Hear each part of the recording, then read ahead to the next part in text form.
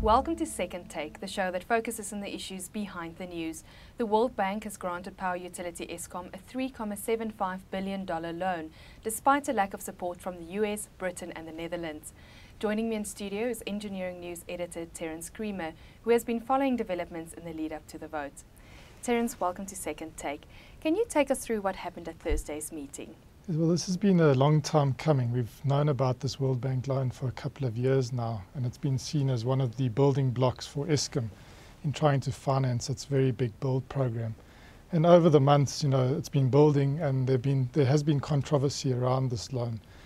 Internally, a lot of it's focused on should money flow to Eskom in a way that maybe some of the benefits and proceeds will go to the governing party, the African National Congress, because they have this holding in Hitachi Power, which has got a big boiler contract at Medupi Power Station.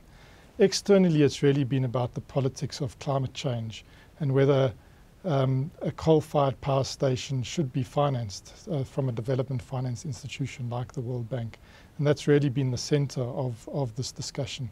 And there have been lobby groups, both internally as well as externally, internationally, trying to say, look, we can't go ahead with all these coal-fired power stations. It's time to put an end to this. As well as there have been policy changes in some of the countries. Barack Obama, his administration is looking much more closely at the issue of climate change. So there's a group of senators and congressmen in his party that raise concerns around this, and has said, is it appropriate to continue funding coal-fired power stations around the world? We are going to be pulling back ourselves. Although they haven't signed the Kyoto Protocol, they haven't really got a climate change policy in place. There are moves afoot there. As well as, in Europe, it's a major issue for a lot of the politicians and a lot of the political groupings. So that set the tone for quite a controversial vote, because it also was seen maybe as a bit of a thin edge of the wedge. If South Africa can finance this 4,800 megawatt coal-fired power station, other countries are also going to come forward and look for similar loans. What lessons can be drawn from these developments? Well, I think the key lesson, especially from the abstention by the US, by the Netherlands and by the UK, is that in the politics of climate, new alliances are going to be forged, and old allies might not be as reliable as they might once have been. So, okay, they didn't go to the point of blocking the loan. But the fact that they abstained and raised their concerns is an indication that climate politics is now a key feature of the energy funding equation, and it can no longer be ignored. And politicians are worried about the fact that the issue of climate change is shaping the minds of the electorate in their different constituencies, and could eventually start shaping the outcome of elections. So it's no longer an issue for the margins. It's no longer an issue for environmental activists or concerned climate scientists. This is an issue that is going to start shaping serious investment decisions. And this is, albeit, we're in a context where this was a very important loan for Eskom. Eskom has a massive financing challenge.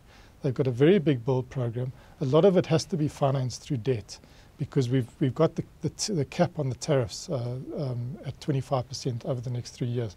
So they're going to have to raise borrowings. The most concessional, the best type of funding are the sort of funds you can get from the development finance institutions such as the World Bank.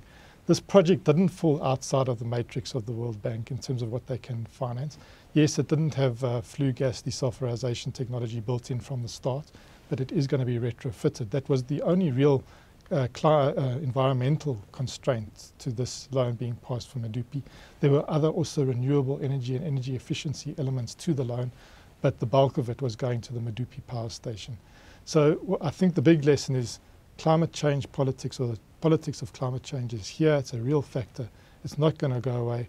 And it's not only going to confront South Africa and its future investment trajectory, it's going to face the whole world. What does this loan mean for Eskom going forward and for Medupi Power Station? Well, I think we have to put it in context. It's 28 billion rand, a very important element to closing the funding gaps at Medupi. But we have to also realize that if it didn't come through, Medupi had to still be built. I mean, people weren't going to, this loan was not going to stop Medupi from being built. What it would have done maybe is changed how expensive the final price tag on Medupi would be, because we would have to either go back to the consumer for additional tariff increases, or we would have had to go most likely for additional borrowings from more commercial type institutions to raise the funding. That has to be built. We've got a looming power crisis. It's not gone away.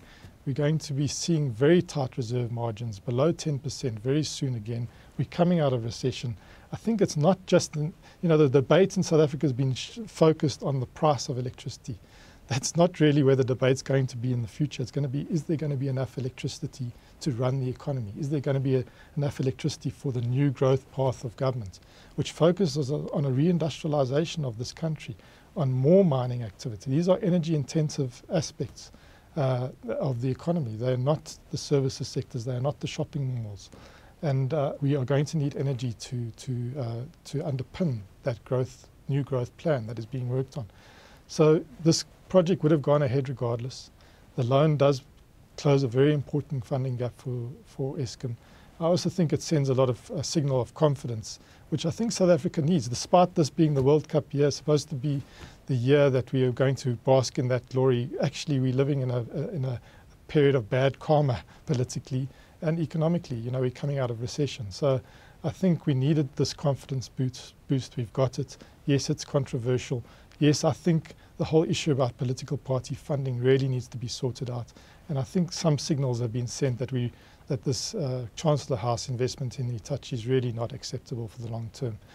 But on the whole, I think it's a positive signal, something that we needed, and something that Eskom, I think, desperately needed to get things going. Terence, thank you very much.